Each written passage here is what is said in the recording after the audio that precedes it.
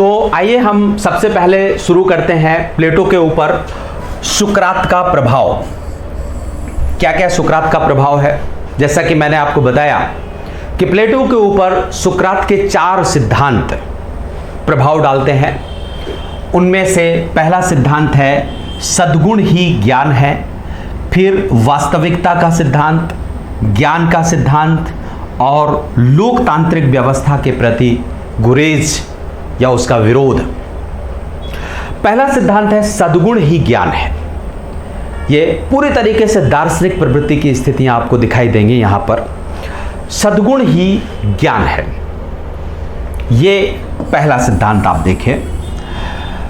इस सिद्धांत में अगर हम इसका अध्ययन करना शुरू करें तो सबसे पहले ये जाना जाए कि क्या है सद्गुण ही ज्ञान है। क्या सुकरात से उसने ग्रहण किया प्लेटो ने और अपने दुखद राजनीतिक अनुभवों को इस सद्गुण में समावेश किया और इसके बाद इसके परिष्कृत करने के लिए, इसको आगे बढ़ाने के लिए इसने एकेडमी की स्थापना की। और एकेडमी का एक तरीके से प्रमुख लक्ष्य ही यही था कि सद्गुण ही ज्ञान है कि खोज किया जाए। सद्गुण क्या है? जैसे इस शब्द में ही नजर आ रहा है, सद्गुण ही ज्ञान है। अगर कोई आपसे पूछे कि व्हाट इज नॉलेज, प्रश्न तो यही आ रहा है, व्हाट इज नॉलेज, और आप उत्तर दें कि सद्गुण ही ज्ञान है, वर्च्यू इज नॉलेज, तो तुरंत प्रश्न उत्पन्न होता है कि व्हाट इज वर्च्यू। अब यह प्रश्न बना, तो पहला प्रश्न हमारे सामने क्या रखा प्लेटो ने, व्हाट इज नॉलेज, और जवाब आया वर्च्यू इज नॉलेज। तो फिर सवाल बना कि व्हाट इज वर्च्यू, सद्गुण क्या है। तो प्लेटो बताता है कि संसार में बहुत सारे वस्तुपरक सत्य है, हर वस्तु का अपना एक सत्य है, और जो व्यक्ति उस सत्य को पहचान लेता है वही व्यक्ति सद्गुणी है।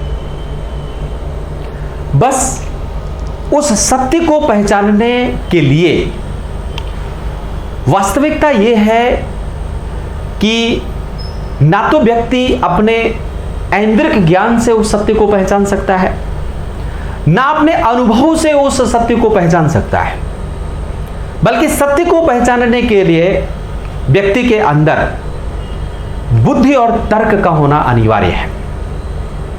तो सत्य वही है जिसको बुद्धि और तर्क के द्वारा पहचाना जाता है। यहां आप ध्यान रखिए, सद्गुण का एक्सप्लेन करने के लिए प्लेटो बताता है कि वस्तुपरक सत्य, परक सत्य, इसका मतलब यह हुआ कि प्रत्येक वस्तु में एक सत्य है। वस्तु को तो इंद्रियों के द्वारा देखा जा सकता है, इंद्रियों से पहचान सकते हैं, लेकिन उसके अंदर निहित सत्य को हम इंद्रियों से नहीं पहचान सकते हैं। जैसे आप देखिए कि आपने देखा पानी, किसी भी बोतल में पानी भरा हुआ है, गिलास में पानी भरा हुआ है, और आपसे किसी ने पूछा है क्या है, तो आपने कह दिया पानी है, क्योंकि वो दृश्य है, आप आंखों से देख रहे हैं, आंखें इंद्रियां हैं आपकी, और इंद्रियों से आपने तुरंत बता दिया कि साहब वो तो पानी है। लेकिन क्या वास्तव में वो पानी है? ऐसा कोई जरूरी नहीं है,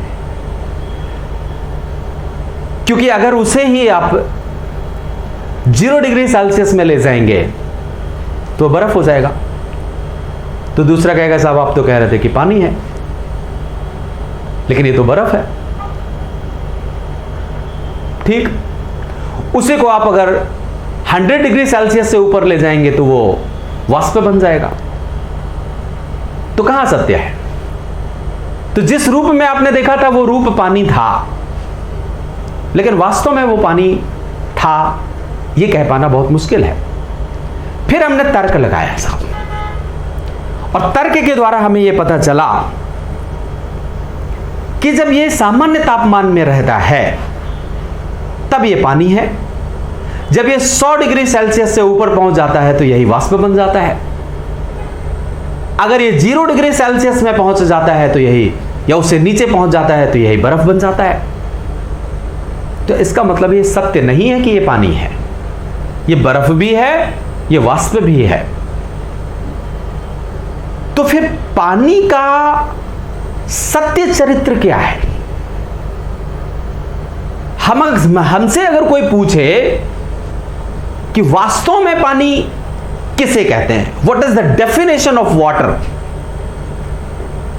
ये तो जब हम परिष्कृत करेंगे, देख के मात्र ही हम ये नहीं बता पाएंगे। फिर हमने अपना बुद्धि लगाई, ज्ञान लगाया, तर्क लगाया, और हमने सोचा कि क्या ऐसा लक्षण है, कब तक हम इसे पानी कहेंगे। तो हमें पता चला लिक्विडिटी, इसकी तरलता, जब तक ये तरल रहता है तब तक हम इसे पानी कहते हैं, और जब ही ये तरल नहीं है, वाष्प बन गया या ठोस बन गया, तो ये पानी नहीं है। इसका मतलब है कि पानी एक ऐसा द्रव्य है जो तरल है, द्रव्य में रूप में रहेगा, तभी ये एक जानकारी हमें प्राप्त हो गई। धीरे धीरे हमने उसको और परिष्कृत किया, और हमें बहुत सारी जानकारियां उसको मिलती गई। मैं ये नहीं कह सकता है कि अभी पानी के संबंध में हम सब कुछ जान गए, लेकिन जितना हम सिर्फ इंद्रियों से जान रहे थे उससे कहीं ज्यादा हम जान गए। राइट? इंद्रियों से हमें प्राथमिक अनुभूति मूलक ज्ञान प्राप्त होता है, लेकिन बुद्धि से हमें वास्तविक ज्ञान प्राप्त होता है। तो प्लेटो कहता है कि प्रत्येक वस्तु में एक सत्य निहित होता है, लेकिन उस सत्य का अनुभव नहीं किया जा सकता। उस सत्य को सिर्फ ऐन्द्रिक ज्ञान के द्वारा पहचाना नहीं जा सकता। उस सत्य को केवल बुद्धि संगत और तर्क संगत ज्ञान से ही पहचाना जा सकता है। बुद्धि संगत एवं तर्क संगत ज्ञान। राइट? अब जिस व्यक्ति के पास इस बुद्धि और ज्ञान के प्रयोग का जितना क्षमता होगी, जो व्यक्ति जितना ज्यादा प्रयोग करेगा, उतना ही वो उस सत्य को पहचानता चला जाएगा। लगभग पूर्ण रूप में या पूर्ण सत्य को पहचानने वाला व्यक्ति, जो व्यक्ति उस वस्तु के पूर्ण सत्य को पहचान लेगा, वही सद्गुणी है। ठीक? वही व्यक्ति कौन है? सद्गुणी। ठीक? अब जैसे आप देखिए कि साहब, अगर हम बीमार होते हैं तो हम डॉक्टर के पास जाते हैं, कहते साहब हम ऐसा स्थिति है, हमारे पेट में दर्द हो रहा है, हमारे सर में दर्द हो रहा है, हमें बुखार हो गया है। तो क्या हम बीमारी के बारे में जान रहे होते हैं कि हमें कौन सी बीमारी होती है? अगर हम जान रहे होते तो हम मेडिसिन लेकर के खुद खा करके और ठीक हो जाते, लेकिन नहीं जान रहे होते हैं, इसलिए हम हमसे ज्यादा बुद्धिजीवी के पास जाते हैं। और वो कौन है? वह चिकित्सक। लेकिन क्या वो चिकित्सक हमारे शरीर के बारे में संपूर्ण रूप से जानता है? नहीं जानता है। कई बार वो कहता है कि साहब बीमारी मेरी समझ में नहीं आ रही है, तो आपको रेफर कर देता है किसी दूसरे डॉक्टर के पास, और आप दूसरे डॉक्टर के पास चले जाते हैं। फिर दूसरा अपेक्षाकृत ज्यादा इंटेलिजेंट उसी के पास तो रेफर करेगा। तो दूसरे के पास गए, उसने देखा, उसने पहचाना, फिर वो कहता है नहीं साहब मैं सक्षम नहीं हूँ, मुझे अभी समझ में नहीं आ रहा। तो आप ऐसा करो कि आप ये टेस्ट करवा लो, आप वो टेस्ट करवा लो। तो मशीनों के द्वारा 50 तरीके के आपके टेस्ट हुए, तब जाकर के पता चला कि आपको ये बीमारी है। ठीक, अब इलाज करना शुरू किया। तो क्या इलाज करने से वो बीमारी ठीक ही हो जाएगी, इसकी गारंटी वो चिकित्सक ले लेता है? नहीं ले पाता। इसका मतलब है वो चिकित्सक भी नहीं जान रहा है पूर्ण तरीके से कि शरीर में वास्तव में दोष है क्या। कई बार ऐसा हो जाता है कि चिकित्सक के ना पहचानने के कारण से ही व्यक्ति की मृत्यु हो जाती है। तो शरीर के अंदर विद्यमान संपूर्ण विकारों के संबंध में क्या चिकित्सक जान पा रहा है? नहीं जान पा रहा है। इसका मतलब है कि शरीर की जो फिजियोलॉजी है, उस संपूर्ण फिजियोलॉजी ट्रुथ को एक चिकित्सक नहीं पहचान पा रहा है। इसीलिए तो वो बीमार की मृत्यु हो जाती है या वो ठीक नहीं हो पाता है, पूर्ण सत्य का ज्ञान नहीं हो पाया। लेकिन जिसे सत्य का ज्ञान हो जाता है वो कौन हो गया? तो हम उसके पास अगर जाएं और हमें पता चल जाए कि ये सब कुछ जान रहा है, इसको पूर्ण ज्ञान प्राप्त है, तो उसको क्या कहना चाहिए? सद्गुणी। अब वास्तविक अधिकार उस बीमारी को दूर करने का किसके पास हो गया? जो व्यक्ति पूर्ण जानकर है, जो व्यक्ति सद्गुणी है। इसी तरीके से आप देखिए, अब इसको राजनीति या शासन के दृष्टिकोण से देखें। एक शब्द में मैं यहां पर बताऊं आपको, प्रत्येक वस्तु का अपना एक सत्य है। फॉर एग्जाम्पल, ये पेन है, ये पेन है या एक प्लास्टिक का टुकड़ा। जब ये कहीं ऐसे ही पड़ा हुआ था, अननोन व्यक्ति जो नहीं जानता इसके बारे में, सड़क में पड़ा हुआ है, उठा करके देखेगा, पता नहीं क्या है, प्लास्टिक का एक टुकड़ा, इतना ही तो बताएगा। अगर इसी को मैं उठाऊंगा, अरे ये तो मार्कर है, थोड़ा सा ज्यादा ज्ञान है, फिर और ज्यादा, अरे साहब ये तो ऐसे, ये इस बोर्ड में काम करता है, ये ऐसे काम करता है। तो हमसे जो ज्यादा नॉलेज वाला व्यक्ति होता है, वो उसके बारे में उतना ही जानता चला जाएगा। तो एक शब्द में कहा जाए कि प्रत्येक वस्तु के अंदर एक सत्य निहित है। बस उस सत्य की पहचान उसी व्यक्ति को होती है जो तर्क का प्रयोग करता है। अब सब कुछ आपको साफ साफ नजर आ रहा होगा। तर्क का प्रयोग करना है तो शिक्षा की आवश्यकता होगी, तर्क का प्रयोग करना है तो बुद्धि की आवश्यकता होगी, और जब हम तर्क और बुद्धि का प्रयोग करेंगे तो निरंतर परिष्कृत होते चले जाएंगे, और जब हम परिष्कृत होते चले जाएंगे तो हम सद्गुण की तरफ जाएंगे। So what is the real knowledge? Virtue is the real knowledge,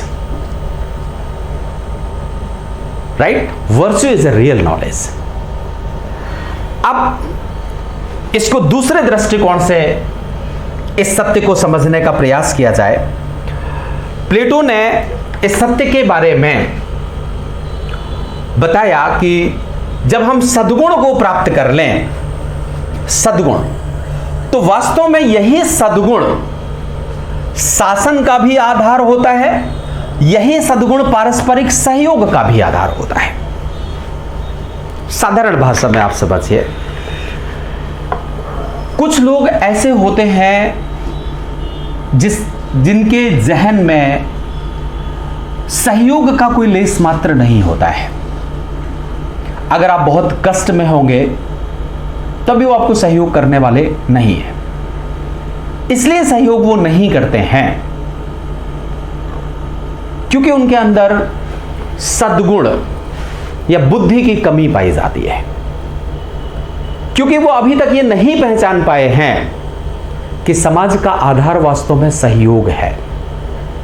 यदि हम एक दूसरे का सहयोग नहीं करते हैं तो समाज कैसा हो जाएगा? वो बिखर जाएगा। तो जो व्यक्ति ये जान लेता है कि समाज का आधार सहयोग है, वो व्यक्ति आगे बढ़ करके सहयोग करने के लिए प्रेरित हो जाता है। कुछ लोग ऐसे होते हैं जो सिर्फ अपने बारे में सोच रहे होते हैं, व्यक्तिपरक होते हैं, आत्मपरक होते हैं। धीरे धीरे समाज भी उनका सहयोग करना बंद कर देता है और वो एकांगी भाव में पहुंच जाते हैं। ऐसी स्थिति में सद्गुण को प्लेटो ने दो मूल्यों का या दो कारणों का आधार माना है। प्लेटो कहता है कि शासन एक कला है, ठीक है ना। Governing is a art. शासन एक कला है और यह कला ज्ञान के ऊपर निर्भर करती है। वही व्यक्ति शासन का संचालन कर सकता है जिसके पास यह कला है। तो यहां आप समझिए कि शासन कला है जो किस पर निर्भर है? ज्ञान पर निर्भर है। अब जिस व्यक्ति के पास में जितना ज्ञान होगा इसका संचालन उतना ही अच्छे तरीके से कर पाएगा। और मैंने बताया आपको सद्गुण एक एब्सोल्यूट नॉलेज है जहां व्यक्ति पूर्ण ज्ञान को प्राप्त कर लेता है। तो यदि ये ज्ञान सद्गुण ज्ञान होगा तो उसकी शासन करने की कला कैसी होगी? सबसे श्रेष्ठ होगी। तो जब ये सद्गुण ज्ञान है तो इसके ऊपर क्या कोई प्रतिबंध होना चाहिए? क्या इस सद्गुणी ज्ञान को परंपराओं के आधार पर शासन करना चाहिए? क्या इस सद्गुणी ज्ञान को नियम और कानून के आधार पर शासन करना चाहिए? नहीं, क्योंकि ये खुद का सद्गुणी है और पूर्ण कला के बारे में परिचित है। शासन की पूर्ण कला, यही तो प्रबुद्ध है, यही तो प्रबुद्ध है। इसी को तो प्लेटो एनलाइटेंड कहता है और कहता है यही निरंकुश है। इसे किसी भी रीति रिवाज, परंपराओं, कर्म कांडों से कोई वशीभूति प्राप्त नहीं है। यह निरपेक्ष ज्ञान के माध्यम से शासन करता है। तो एक तो अगर हमें अच्छे शासन की स्थापना करना है तो सद्गुण उसके लिए अनिवार्य है। दूसरी बात प्लेटो बताता है कि समाज का निर्माण पारस्परिक सहयोग से चलता है। मैंने आपको अभी बताया कि अगर सहयोग नहीं है तो समाज का संचालन हो पाना संभव, समाज बिखर जाएगा। और सहयोग भी कौन करेगा? हमें अगर समाज के लिए सहयोग आवश्यक है, सहयोग के लिए भी ज्ञान आवश्यक है, नॉलेज। अगर मेरे पास ज्ञान नहीं होगा तो मैं दूसरे का सहयोग नहीं करूंगा, क्योंकि मैं सोच लूंगा कि क्यों मैं इसका सहयोग करूं, क्या जरूरत है। दो राहगीर एक ही रास्ते में जा रहे हैं, सैकड़ों किलोमीटर की यात्रा करनी है, तीसरा कोई नहीं है, ऐसे आप समझिए। अब एक राहगीर को भूख लगी और वो रास्ते में खाना खाना शुरू कर दिया। दूसरा बैठा है, भूखा वो भी है, लेकिन उसके पास खाने के लिए कुछ नहीं है। ठीक, जिस व्यक्ति के पास खाने के लिए कुछ था उसने खुद खा लिया और दूसरे को कुछ नहीं दिया।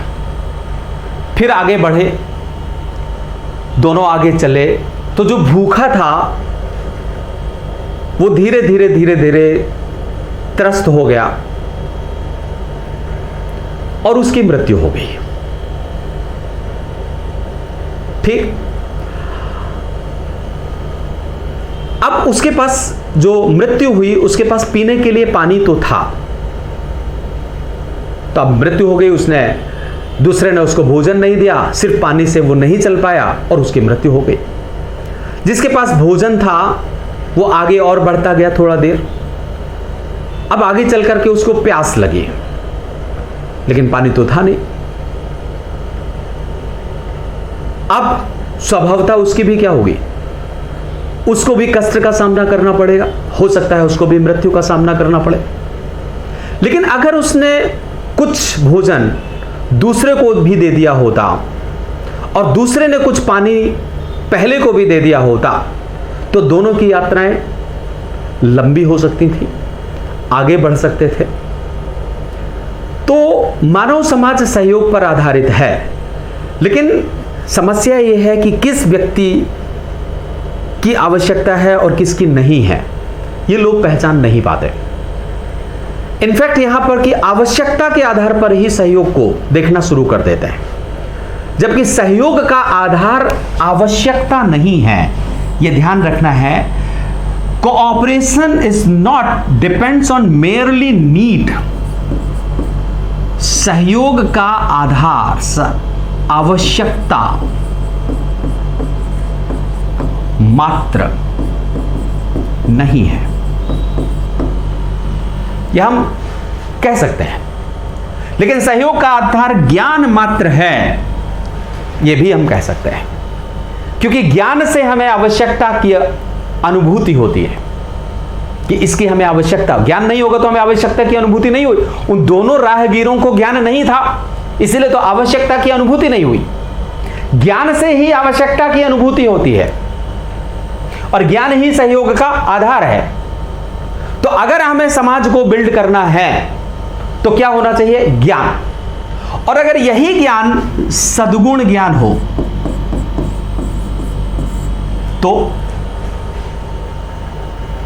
समाज में सहयोग भी कैसा रहेगा? प्लेटो कहता है कि राज्य की पहचान या व्यक्ति की पहचान राज्य से होती है। इसलिए तो उसने कहा कि राज्य व्यक्ति का बृहद रूप है। ध्यान रखना है, व्यक्ति की पहचान किससे होती है? राज्य से। जैसे मैंने आपको बताया, हिंदुस्तान का एक व्यक्ति दुनिया के किसी कोने में है और वो बताता है कि मैं हिंदुस्तान का हूं, तो सामने वाले व्यक्ति के मस्तिष्क में यह बात कौन जाती है कि यह शांतिपूर्ण सह अस्तित्व पर आधारित होगा, ठीक, पीसफुल कोऑपरेशन पर आधारित होगा। तो उसका नॉलेज था, तब तो वो पहचान पाया। तो सद्गुण ज्ञान सहयोग का भी आधार होता है। अगर इसी व्यक्ति को जो सद्गुण ज्ञान धारण करता है यही शासक है तो समाज कैसा होगा? इसलिए कहा जाता है, बहुत सारे विद्वानों ने लिखा है, जैसा राजा वैसी प्रजा,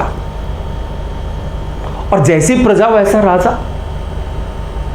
अगर राजा नृशंस है, हत्यारा है, कुकृत्य करने वाला है, तो प्रजा भी कैसी होगी? भ्रष्ट। हिंदुस्तान में ये चाणक्य ने अपनी अर्थशास्त्र में लिखा है, घनानंद बेसिकली भ्रष्ट राजा हुआ करता था।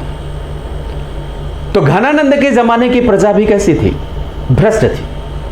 वहीं पर आप चंद्रगुप्त मौर्य, बिंदुसार और अशोक के जमाने की प्रजा को देख लीजिए, तो नैतिक, सौहार्दपूर्ण, सहयोगपूर्ण, सहवर्तन मूलक प्रजा वहां की होती थी। तो राज्य जैसा है, प्रजा भी अर्थात व्यक्ति भी कैसा होगा? वैसा ही होगा। तो राज्य को हमेशा सद्गुण पर आधारित होना चाहिए, राजा को हमेशा सद्गुण पर आधारित होना चाहिए। प्लेटो ने अपने सद्गुण के इंप्लीकेशन को दो जगह बता दिया और बताया कि सद्गुण है तो शासन अच्छा संचालित होगा, सद्गुण है तो समाज में पारस्परिक सहयोग विकसित होगा। अब देखिए, सद्गुण ही ज्ञान है, इसका अर्थ स्पष्ट हो रहा है, धीरे धीरे क्लियर हो रहा है कि सद्गुण ही ज्ञान है। इसके दो उद्देश्य हैं, एक तो शासन उद्देश्य है और एक पारस्परिक सहयोग उद्देश्य है। अब हम देखते हैं कि यह सद्गुण ही ज्ञान है कि क्या क्या फीचर्स निकल करके आए, इसका जो अर्थ हमने समझा उससे क्या क्या विशेषताएं निकल करके आई। दो सिद्धांत मैंने आपको बताए जिनका आधार सद्गुण है। एक तो शासन, जो कि पहला सिद्धांत है, और दूसरा सहयोग। और इन दोनों का आधार है सद्गुण ज्ञान,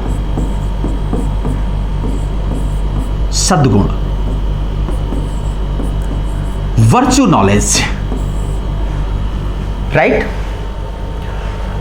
अब वैसे तो प्लेटो यह कहना चाहता है कि मुख्य तो शासन है, अगर सद्गुण ज्ञान के आधार पर शासन संचालित किया जाता है तो सहयोग अपने आप आ जाएगा। या हम इसी को ऐसे भी कर देते हैं कि समाज में यदि हमें सहयोग स्थापित करना है तो शासक सद्गुणी होना चाहिए, शासक सद्गुणी हो, ताकि समाज में वो ठीक ढंग से सहयोग को स्थापित कर सके। इसलिए प्लेटो के इस चिंतन में यह कहा जा सकता है कि दूसरा सिद्धांत पहले सिद्धांत की प्रमेय है, या ये दोनों सिद्धांत एक दूसरे के पूरक हैं, जो किस पर आधारित हैं? सद्गुण पर आधारित हैं। ठीक, पहली विशेषता आपकी निकल करके आई। दूसरी विशेषता है, इसी से स्पष्ट हो जा रही है कि सत्य वास्तविक होता है, ट्रुथ इज रियल। यह बात आपको ध्यान में रखना है। वास्तविक क्या है? सत्य। इस पर आगे चल करके हम जो एक वास्तविकता का सिद्धांत है वहां पर और समझने को यह मिलेगा। जैसे आप देखिए कि हमारे शरीर में इच्छाएं होती हैं और हमारे अंदर सत्य भी निहित होता है। कई बार क्या होता है कि हम इच्छाओं पर आ जाते हैं और वही काम करना शुरू कर देते हैं जो हमारी इच्छा कहती है, सत्य को हम ध्यान में नहीं रखते, तो विकृति पैदा होने लगती है, लेकिन उससे सत्य नहीं बदलता है। मेरे कहने का आशय यह है कि सत्य वास्तविक होता है, जो कभी परिवर्तित नहीं होता, क्षणभंगुर नहीं होता। हो सकता है कभी इच्छाएं उस सत्य का अनुभूति ना कर सकें और कभी वो इच्छाएं उस सत्य की अनुभूति कर लें, तो इच्छाएं सत्य से परिवर्तित हो सकती हैं, लेकिन सत्य इच्छाओं से परिवर्तित नहीं हो सकता। यह बात आपको ध्यान रखना है। तीसरी बात, सत्य इसी से निकल करके आई, सत्य व्यक्ति की इच्छाओं को परिवर्तित कर सकता है, किंतु इच्छाएं सत्य को परिवर्तित नहीं कर सकती हैं। इसलिए सत्य निरपेक्ष है, वास्तविक है। चौथी बात, सद्गुण ही मनुष्य और मनुष्य के बीच अच्छे सहयोग को निर्धारित करता है। उस अर्थ से यह बात भी स्पष्ट होकर के आई। पांचवी बात, कार्य का विशेषीकरण। जैसे मैंने आपको बताया कि एक चिकित्सक जैसे परिष्कृत होता चला जाएगा, वैसे ही वो सद्गुण की तरफ बढ़ेगा। एक शिक्षक जैसे परिष्कृत होता चला जाएगा, वो वैसे ही अच्छी शिक्षा की तरफ आगे बढ़ेगा। तो हर व्यक्ति स्पेशलाइजेशन की, इसी तरीके से शासन एक कला है, और जो व्यक्ति सद्गुण के आधार पर शासन करेगा वही विशेषीकृत होगा। तो प्लेटो के सद्गुण ही ज्ञान है सिद्धांत में विशेषीकरण को भी तरजीह प्रदान की गई है, स्पेशलाइजेशन को भी तरजीह प्रदान की गई है। तो आपने देखा कि 5 खास विशेषताएं हैं प्लेटो के सिद्धांत में। इसमें सबसे ज्यादा इंपॉर्टेंस सत्य को दिया जाता है। इच्छाएं सत्य के अनुकूल परिवर्तित होंगी, लेकिन सत्य को परिवर्तित नहीं कर सकेंगी। सद्गुण ही के आधार पर ही सहयोग का विकास हो सकेगा, और जो व्यक्ति सद्गुण का विकास करेगा वास्तव में वही व्यक्ति स्पेशलाइजेशन की तरफ या कार्य विशेषीकरण की तरफ बढ़ेगा। तो ये अर्थ हुआ और ये विशेषताएं हुई सद्गुण ही ज्ञान है की। अब बात आती है कि जब इतना महत्वपूर्ण और तर्कसंगत सिद्धांत है तो क्या ये वर्तमान में रिलेवेंट है? क्या वर्तमान में इसकी प्रासंगिकता है या नहीं है? इसके बारे में विचार किया जाए। देखिए, जब भी हम किसी भी सिद्धांत की रिलेवेंसी के बारे में देखें तो हमें यह बात तो पता होनी ही चाहिए कि आखिर वो सिद्धांत क्या है, उसकी वस्तु स्थिति क्या है। क्योंकि जब रिलेवेंसी आपको दिखाना है तो उसकी वस्तु स्थिति के बारे में, तो अब हमने ये तो जान लिया कि सद्गुण ही ज्ञान क्या है, इस सिद्धांत के कैरेक्टर्स क्या है, इस सिद्धांत का लक्ष्य क्या है। अब वर्तमान के सर्कमस्टांसेस के बारे में भी हमें जानकारी होनी चाहिए, तभी हम रिलेवेंसी को बता पाएंगे। हमने देखा कि प्लेटो के सद्गुण सिद्धांत में मुख्यतः जो ध्यान दिया गया है वो शासन और सहयोग। ठीक, इनको बहुत ज्यादा ध्यान दिया गया है। अब आजकल के शासन और सहयोग में, या एक और आप ध्यान रखिए, विशेषीकरण, तीसरा स्पेशलाइजेशन, ये तीन बातें हमें प्लेटो के सद्गुण से पता चलती हैं। अब वर्तमान में या आधुनिक युग में क्या इनके संबंध में कोई विचार आ रहा है? अगर आप पहुंचे गुड गवर्नेंस के पीरियड में, सुशासन प्रणाली में, तो ये सुशासन में स्पेशलाइजेशन है, कार्य विशेषीकरण है। सुशासन के अंदर सहयोग की प्रवृत्ति है। सुशासन में शासन बुद्धि के आधार पर, नैतिकता के आधार पर किया जाना चाहिए, इस बात को भी प्रवेश औचित्यपूर्ण उत्तरदायी शासन स्थापित करने का प्रयास किया जा रहा है। तो सुशासन महज एक विधि का शासन नहीं है, व्यक्ति को स्वतंत्रता दी जा रही है आजकल कि वो अपने हुनर और अपनी प्रवृत्ति के अनुकूल काम करे। तो अब वर्तमान में अगर हम इसकी रिलेवेंसी देखें तो एक मैं आपको विद्वान बताऊंगा, डेविड ईस्टन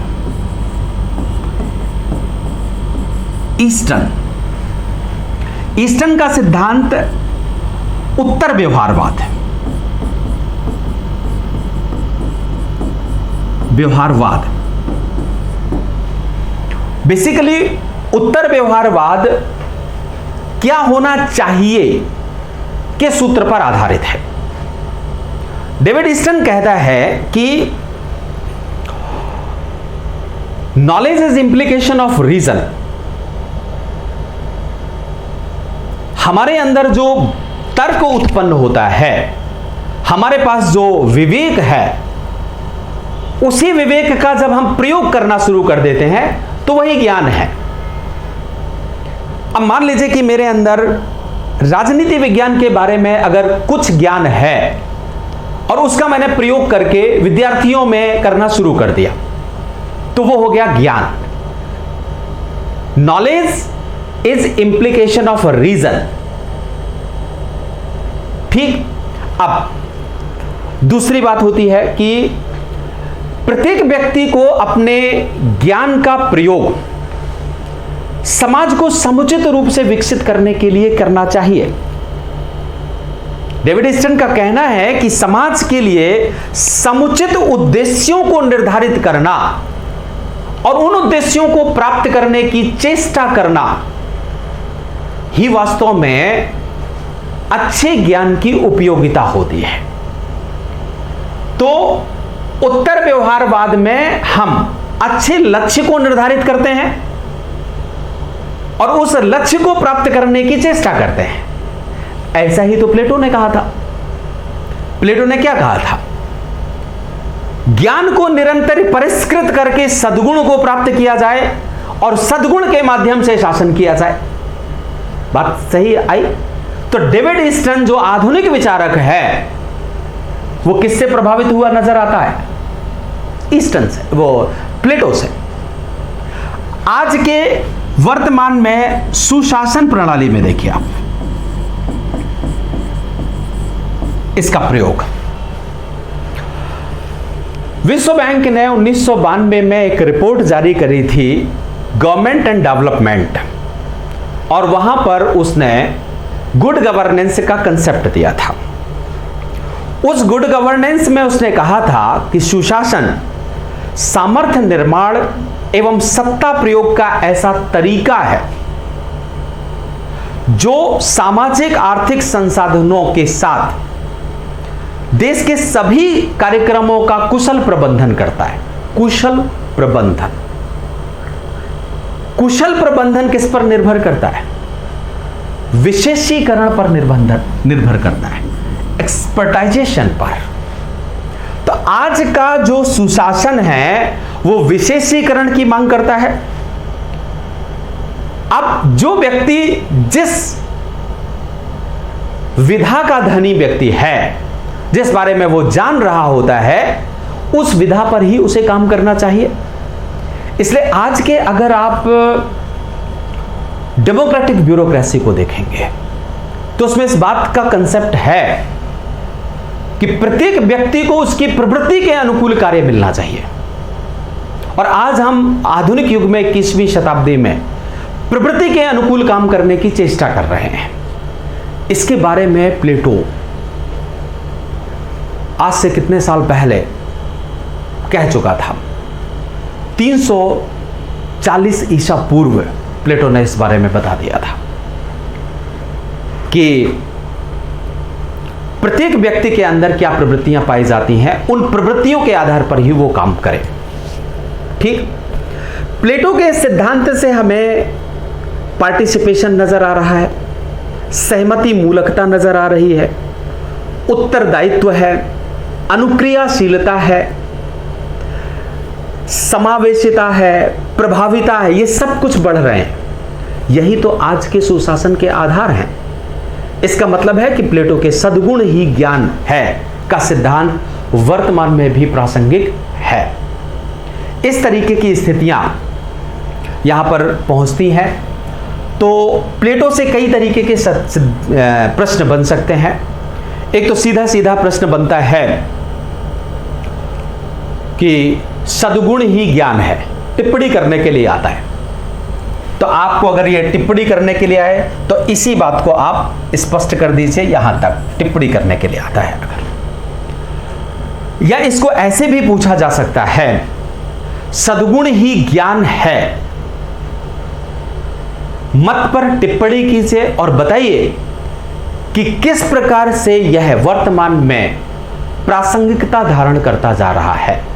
तो आपको वर्तमान में इसकी प्रासंगिकता, इसके सिद्धांतों की वर्तमान प्रासंगिकता आप डेविड ईस्टन को कोट कर सकते हैं और गुड गवर्नेंस के लक्ष्यों को भी आप यहां पर कोट करके लिख सकते हैं अपने उत्तर को। तो ये हमारा प्लेटो के सद्गुण ज्ञान का सिद्धांत है। दूसरा सिद्धांत होगा जो वास्तविकता का सिद्धांत है, जिस पर हम अगली क्लास में चर्चा करेंगे, वास्तविकता और ज्ञान के सिद्धांत पर। Okay, thank you very much.